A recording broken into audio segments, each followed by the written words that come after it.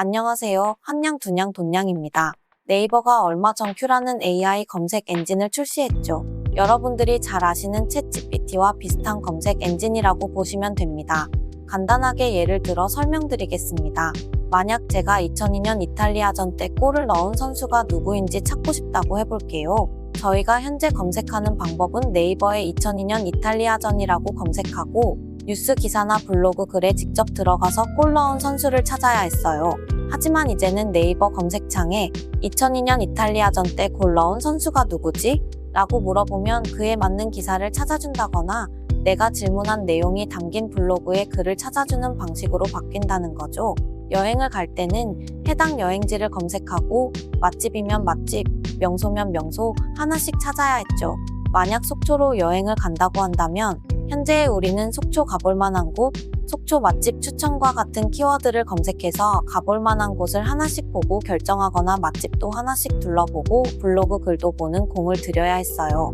근데 이제 2박 3일 속초로 여행 가는데 인기 있는 여행 코스 추천해줘라고 검색을 하게 되면 시간에 맞게 그리고 나의 취향에 맞게 여행 코스를 알아서 추천해준다는 겁니다.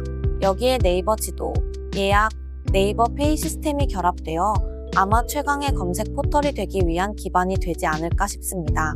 말 그대로 검색의 패러다임이 바뀌어버리는 거예요. 이러한 변화로 인해 현재 네이버 블로그를 운영하고 계신 분이나 앞으로 네이버 블로그를 운영할 계획이 있으신 분들에게 새로운 기회가 올 것입니다. 지금 네이버 블로그로 돈 버시는 분들, 지금까지 글을 쓰는 방식이 어땠나요? 대표적인 키워드 몇 개를 가지고 그 주제로 글을 작성했지요. 어떻게 보면 범용적인 글들을 많이 썼다고 볼 수 있을 것 같아요. 저 같은 경우엔 수박을 키워드로 잡고 글을 쓸 때엔 글의 내용을 수박의 모든 것이라는 주제로 글을 썼어요. 그렇게 글을 쓰면 수박 제철, 수박병, 수박 활용 음식, 어떤 키워드를 검색하더라도 사람들이 제 글을 볼 수 있었습니다. 검색 방식이 달라진다면 제가 쓰는 방식의 글들은 상위 노출되거나 다른 유저들에게 노출될 확률은 매우 줄어들지 않을까 싶습니다. 수박 활용 음식을 검색하면 범용적인 글보다는 수박 활용 음식이 잘 정리되어 있는 글이 노출될 거예요. 주제와 타겟이 좀 더 명확한 글이 노출될 가능성이 높아지는 거죠. 정리하자면 예전에는 최대한 키워드가 많이 걸리게끔 글을 썼고 그런 글들이 잘 됐었다. 하지만 이제는 타겟이 명확한 글을 써야 명확한 목적을 가진 유저에게 노출이 될 가능성이 높다 정도로 이해해 주시면 좋을 것 같습니다. 물론 지금 당장 네이버 자체가 바뀌진 않을 겁니다. 대부분의 네이버 이용자들은 여전히 30대 향수, 홍대 맛집과 같은 키워드로 네이버에 검색하고 있기 때문입니다. 네이버가 지식인 기능을 처음 선보였을 당시 큰 금액을 투자하고 마케팅을 했던 것처럼 큐를 홍보하는 마케팅을 공격적으로 진행할 가능성이 높습니다. 즉 이용자들이 큐를 본격적으로 이용하기 전까지는 큐에서 검색 노출이 잘 되는 블로그 글 작성법을 연습할 시간이 있습니다. 블로그를 새로 시작하는 분들에게는 놓쳐선 안 될 기회입니다. 그럼 지금부터 여러분이 시장을 선점할 수 있도록 네이버가 큐를 출시한 의도와 사용법에 대해 하나씩 알아보도록 할게요. 1. 미리 큐를 써보시고 어떤 식으로 검색하는지 파악을 하는 겁니다. 내가 만약 IT 블로거라면 30대 남성의 빙의에서 아이폰에 대해 검색을 해보고 자동차 블로거라면 40대 남성 중 산타페를 소유한 혹은 구매 예정인 남자의 빙의에서 검색을 해보는 겁니다. 검색해보는 순간 바로 몸으로 체감하실 수 있을 겁니다. 아, 단순히 아이폰에 대해 리뷰하는 것과는 다르구나. 아, 단순히 산타페를 리뷰하는 것과는 다르구나. 내가 자동차 구매 예정인 40대 남자라면 이런 리뷰를 원하겠구나. 라는 것을요. 굉장히 단순하면서도 당연한 방식이죠? 특히 블로그로 수익을 내고 계신 분들에게는 항상 해오던 방식이라 익숙하실 거예요. 그렇지만 다시 초심으로 돌아와 새로운 검색 엔진에 익숙해지는 연습이 필요하다고 생각해서 설명드렸습니다. 2. 플랫폼과 알고리즘을 이해하는 겁니다. 네이버도 기업이죠. 기업은 곧 이득을 추구하는 집단입니다. 네이버가 이득을 보기 위해선 최대한 많은 유저가 네이버라는 플랫폼을 사용해야 합니다. 그러기 위해선 네이버 블로그도 시청 지속 시간이 높은 블로그를 선호할 수밖에 없겠지요.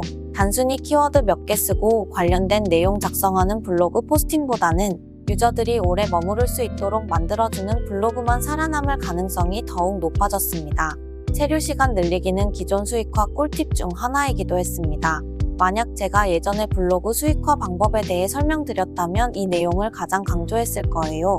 그만큼 체류 시간 늘리기는 매우 중요하니 이 점 꼭 기억해 주세요. 여기까지 보신 분들 중 블로그로 수익을 내고 계신 분들은 기존에 작업하던 방식과 크게 달라진 건 없는데 포스팅 주제를 좀 더 뾰족하게 하면 되는 거 아니야? 라는 생각을 하셨을 겁니다. 맞습니다. 기존처럼 양질의 컨텐츠를 제공하되 포스팅 주제가 과거에는 일산 카페였다면 앞으로는 일산 루프탑 있는 카페로 하여 나의 글이 더욱 많이 노출되고 상위에 랭크될 가능성이 높아질 겁니다. 매달 3만원 상당의 기프티콘을 받을 수 있는 이벤트를 소개합니다.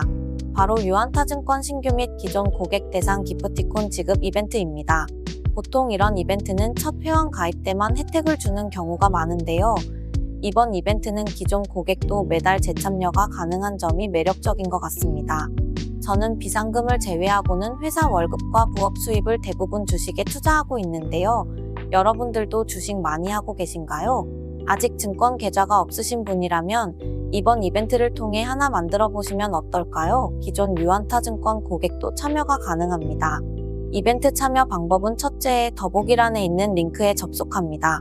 둘째, 이벤트 신청서를 작성합니다. 여기서 방문 경로에 돈냥이를 입력해 주셔야 참여가 인정됩니다.